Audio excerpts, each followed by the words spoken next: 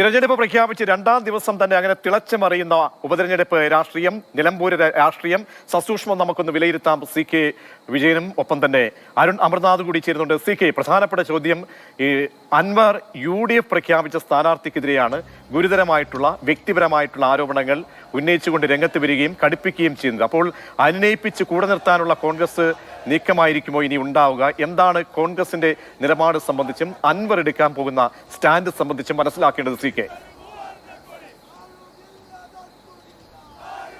അൻവറിലെ രാഷ്ട്രീയ തന്ത്രം ഒന്നുകൂടി അദ്ദേഹം പുതുക്കി അവതരിപ്പിച്ചിരിക്കുന്നു. ഒരു 2 ദിവസത്തേക്ക് കൂടി മുന്നിലേക്ക് നീട്ടിയിരിക്കുന്നു അദ്ദേഹം. ഈ 2 ദിവസത്തിനകം ഏതെങ്കിലും രീതിയിലുള്ള തീരുമാനമുണ്ടാകുമെന്ന് അൻവർ ഉള്ളുകൊണ്ട് പ്രതീക്ഷിക്കുന്നു.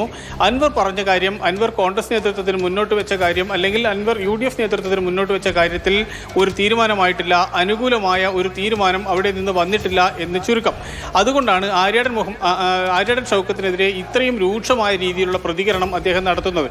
ഈ പ്രതികരണം ഒന്ന് തന്നെ മതി ഒരുപക്ഷെ UDFന് ഈ അൻവറുമായിട്ടുള്ള ബന്ധം എന്നേക്കുമായി വിച്ഛേദിക്കാൻ എന്ന് വേണമെങ്കിൽ നമുക്ക് കരുതാം. കാരണം ഈ സ്ഥാനാർത്ഥി ഇപ്പോൾ UDF ഔദ്യോഗികമായി പ്രഖ്യാപിച്ച സ്ഥാനാർത്ഥി CPMന്റെ ലോക്കൽ കമ്മിറ്റി, ഏരിയ കമ്മിറ്റി, ജില്ലാ കമ്മിറ്റി അടക്കം അങ്ങോട്ട് പോകാനുള്ള വഴികൾ തുറന്ന് അവർ ആരും പറ്റില്ല എന്ന് പറഞ്ഞതുകൊണ്ടാണ് ഇപ്പോഴും കോൺഗ്രസിനകത്ത് നിൽക്കുന്നത് എന്ന അതീവ ഗുരുതരമായ ഒരു ആരോപണമാണ് ഇപ്പോൾ അൻവർ മുന്നോട്ട് വെച്ചിട്ടുള്ളത്. അതുകൊണ്ട് സ്ഥാനാർത്ഥി ഔദ്യോഗികമായി പ്രഖ്യാപിച്ച കോൺഗ്രസിന്റെ സ്ഥാനാർത്ഥിക്കെതിരെ ഇത്തരം കൂരമ്പുകൾ ചെയ്യുമ്പോൾ, ഗുരുതരാരോപണങ്ങൾ ഉന്നയിക്കുമ്പോൾ എങ്ങനെ ഇനി ഒരു സമവായത്തിലേക്ക് എത്തും എന്നത് വളരെ പ്രധാനപ്പെട്ടതാണ്. നിലമ്പൂരിലെ UDF സ്ഥാനാർത്ഥി ആര്യാടൻ ഷൗക്കത്തിനെതിരെ ശക്തമായ ആരോപണങ്ങൾ ഉന്നയിച്ചുകൊണ്ടാണ് PV അൻവർ വാർത്താ സമ്മേളനം മാധ്യമങ്ങളെ അല്പസമയം മുമ്പ് കണ്ടത്.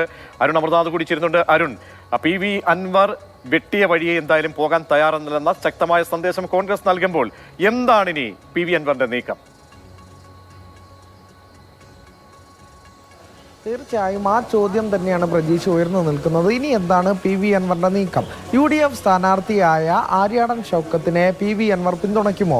അത് ഈ ഘട്ടത്തിൽ തന്നെ PV അൻവർ വ്യക്തമാക്കി വെക്കുന്നുണ്ട്. കാരണം ആര്യാടൻ ഷൗക്കത്തിനെതിരെ ഉന്നയിച്ച ആരോപണങ്ങൾ മാത്രം മതി. അത്തരത്തിൽ LDFുമായി ചർച്ച നടത്തി ഇത്തരത്തിലുള്ള വിമർശനങ്ങളിലൊന്നും പിണറായിസത്തിനെതിരെ പോരാട്ടത്തിന് അനുയോജ്യനായ ഒരു സ്ഥാനാർത്ഥിയെ അല്ല ആര്യാടൻ ഷൗക്കത്ത് എന്ന് പറഞ്ഞുകൊണ്ട് തുടക്കഘട്ടത്തിൽ തന്നെ സ്ഥാനാർത്ഥി പ്രഖ്യാപനം വരുമ്പോൾ അത്തരമുള്ള വിയോജിപ്പ് പരസ്യമാക്കുകയാണ്. നേരത്തെ തന്നെ അൻവർ ഉള്ളിൽ ഒതുക്കി വെച്ച വിയോജിപ്പുകളെല്ലാം തന്നെ ഇപ്പോൾ ഈ ഘട്ടത്തിൽ പരസ്യമാകുന്നു. നിലമ്പൂരിൽ ഒരു ഉപതെരഞ്ഞെടുപ്പ് വരുന്നു, അൻവർ രാജിവെക്കുന്നു.